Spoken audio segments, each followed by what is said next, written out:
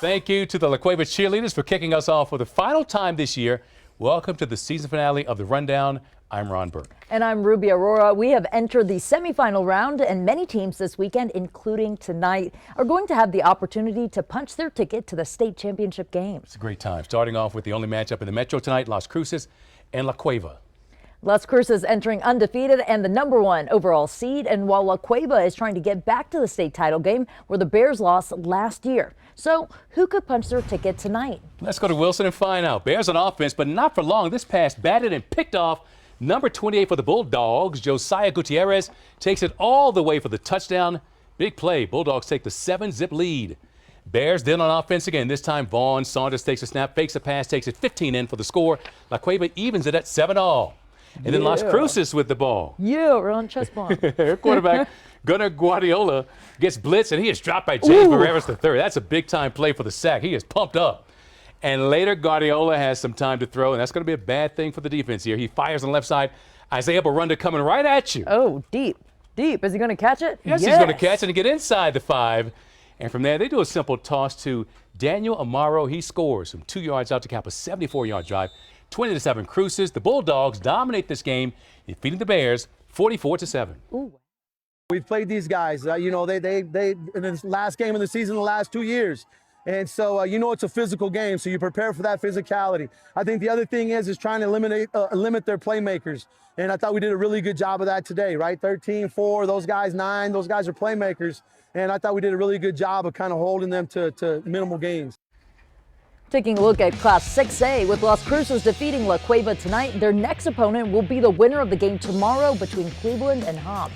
Now, the Cleveland Storm have been here before multiple times in recent history, even punching their way to multiple blue trophies. In all, Cleveland has claimed 4 state titles in the last 5 years. As for Hobbs, they haven't been to the semifinals since 1982, and the last time they won the state title was the year before in 1981. And that backfield was former NFL running back Timmy Smith. That year, he also set the state single-season rushing record.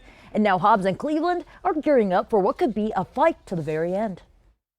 The best teams don't always win. It's the team that plays the best, and we got to focus on us and on what we do and play to the best of our abilities and execute football in all 3 phases to the best of our ability. Right now it's semifinal week, and if you want to play the state championship game, you got to earn it. You got to, we got to go through the Hobbs Eagles. It's a really, really good football team, and we got to stay where our feet are right now.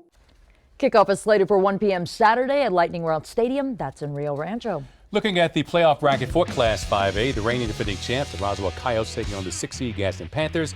And the top team of the class, the Artesia Bulldogs, taking on the Lovington Wildcats. Now, staying with Artesia and Lovington, the historic program seeing each other this late in the season for the first time since back in 1994, when both made it to the state finals. Also worth noting, this is Lovington's first time as a semifinalist in Class 5A. As for Artesia, they're trying to get back to the state title game for the 5th straight year. They last met in early September. That's when the Bulldogs devoured the Wildcats 56-23. Now, Artesia does have an explosive offense that's led by senior QB Derek Warren and senior tailback Bryce Bada. But Lovington's head coach believes this team is ready for that challenge.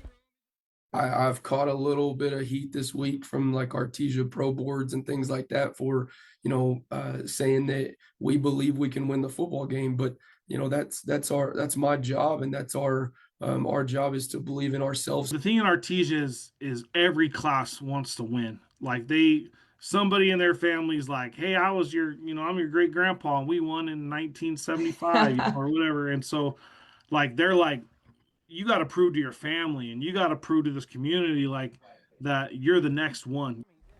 Kickoff for this semifinal is slated for 1 o'clock tomorrow in Lovington. I like your laugh there. I'm always chuckling, guys. Sure. The defending champion Roswell will be in Anthony, New Mexico to take on Gadsden. And the Panthers are hosting their first state semifinal game in 59 years and are the highest seeded team left in any bracket at number 6. The Coyotes defeated Gadsden in district play 33-14. Quarterback Luke Lynn has combined for 27 passing and rushing touchdowns, while Panthers tailback Juan Rios spearheads a ground attack that's deep at the position. 4 backs have scored at least 6 touchdowns. Both coaches realize this will be a totally different game entering Saturday. We have a little saying, burn the boats, man. Like there's no going back. There's no excuses, There's no moral victories anymore. So when we step on that field Saturday, it's no excuses. I don't want it to end. These seniors will never be together again after the next 2 weeks, right? The football game's over, the season's over, and you only get 2 more opportunities at this. If you win, you get 1 more. He really sums it up well there. That game is set to kick off in Anthony, New Mexico, Saturday at 2. Now to Class 4A, the St. Pius Sartans taking on the Chaparral Lobos. Plus, we've got the #1 seed Bloomfield Bobcats taking on the Taos Tigers. The Bobcats will be entering this game as the defending champs. Behind a ground attack that's averaging 175 yards a game, the head coach believes the team has the right tools to repeat. These seniors, it's the largest senior group we've ever had, to be honest with you, and they're real hungry and they want to make their own statement, and that's what we're trying to get them is, get them something successful when they go out the door.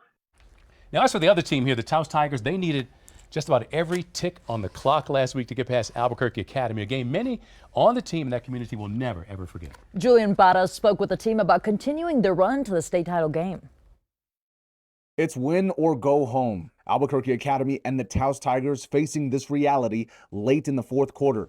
Academy up 24-18 with 19 seconds left, and the Tigers offense driving, hoping for a prayer to be answered in the end zone.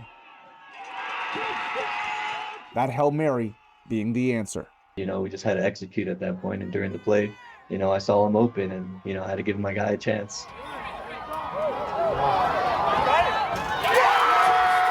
And then after the play, I saw he caught it and the crowd rising, and it was just a great experience. An experience the Tigers will never forget.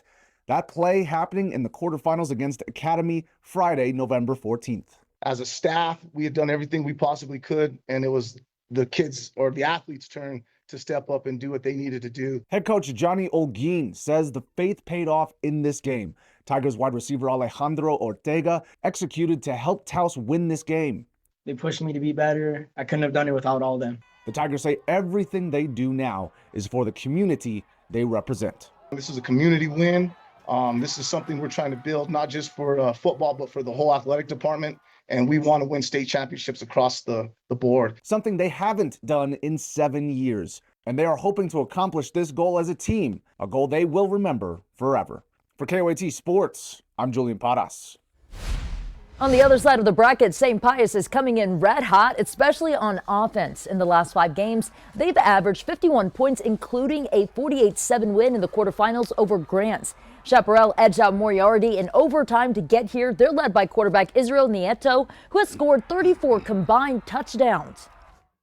When defenses sit back in the pass coverage and they're in the zone or something like that and opens up free running lanes, I said, take them, big guy. That's an opportunity for you to sit there and make a dual threat, like as you said, with your legs and your arm. Historically, in my head coaching career, I used to be like defense first. But this year, I've been going offense first every week, just because I think that sets the tone for our team. The two teams meet tomorrow at Community Stadium. That's slated for 1 o'clock. Over to Class 3A as the 3rd-seeded Hope Christian takes on the 2-seed Dexter, followed by New Mexico Military Institute taking on St. Mike's. St. Michael's blew out Nimi in the semifinals each of the last 2 years, on its way to winning back-to-back blue trophies. The Horsemen have won 31 games in a row and are shooting for a 5th straight trip to the title game. The Broncos boast a triple option run offense. They rolled up more than 300 yards last week. Shutting down that attack once again is St. Mike's goal. They add a few wrinkles every week, but they also will catch you with the pass. They'll run you to sleep, and then they'll catch you with the pass. So, we got to be ready for everything. We got to play disciplined football on the defensive side. When we bring these kids in, we say we want to play the best. And so, again, that's who we're staring down the barrel now is the best team in definitely 3A and, might be one of the best in the state. I mean, they're a good football team. And like I said, you love these type of games. It's a challenge, and you get to test yourself against the best. This semifinal is set for 1 o'clock kickoff at St. Michael's. Now, on the other side, the Hope Christian Huskies facing a Dexter squad that loves to run the football. Dexter's offense has produced 44 touchdowns so far this season. They're looking to remain undefeated in their class. We're peaking as a team right now. And I think health-wise, mentally, right now, we're not going to get better at tackling. We're not going to get better at throwing. We're not going to get faster. We're not going to get stronger at this point in our season, right? Now it becomes a mental game. And I think now these boys are locking in more. Our offensive defensive line is where we excel the best, and that's what we've kind of hung our hat on all year long. Our defensive line is pretty stout. You know what I mean? We've done well against the run, and Dexter likes to run. And the same thing on the offensive side. We've been able to run the ball well, and we think we can get after them a little bit. That game will be tomorrow in Dexter at 1 p.m. Here come the champions. You know, I just have to sing my vocals, Ron. Sounds just like the record, too. Good job. And they did so in a dramatic fashion. Yeah, the Logan Longhorns came back being down 25-0 in the first half to claim the six-man championship. We talked to the team about how they got it done. Definitely a game that everyone's going to remember and going to be talked about for a while. I love everybody on that team, and it's sad that I'm having to leave after this year, that I won't get to play again with them. For the kids to show the resilience to come out and fight through that, and then just build and build and build, and be able to overcome such a big lead is just, it shows a lot of the character of this team. The Longhorns did not allow a single point in the second half. Next on the rundown, he's an Olympic gold medalist, two-time NCAA heavyweight champion, how one fighter is building his MMA career right here in New Mexico.